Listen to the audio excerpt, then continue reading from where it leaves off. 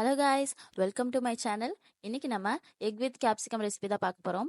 இதுக்காக ஒரு வானல்ல 2 tablespoon of oil add பண்ணிக்கலாம். ஒரு மீடியம் சைஸ் வெங்காயம் நல்லா வதக்கி விட்டுட்டு ஒரு பச்சை மிளகாய், ஒரு தக்காளி ஆட் பண்ணி நல்லா வதக்கிக்கலாம். இது கூட 10லேருந்து 15 பச்சை பட்டாணி ஆட் பண்ணிக்கலாம்.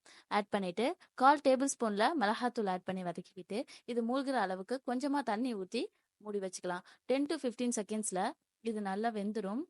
தண்ணியெல்லாம் வத்திடும். தண்ணி வத்தினதுக்கு அப்புறமா ஒரு ஹாஃப் கேப்சிகம் ஆட் பண்ணிக்கலாம். கேப்சிகம் ஆட் பண்ணி நல்லா வதக்கி விட்டுக்கலாம். கேப்சிகம் ஃபுல்லா வேகணும்னு அவசியம் இல்லை, அரைவேக்காடா இருந்தாலும் போதுமானது. இது கூட கொஞ்சமா உப்பு, ஒரு முட்டை ஊற்றி நல்லா வதக்கலாம். முட்டையும் சட்டியும் ஃப்ரெண்ட் ஆகாத அளவுக்கு நல்லா பிரிச்சு விட்டுக்கலாம்.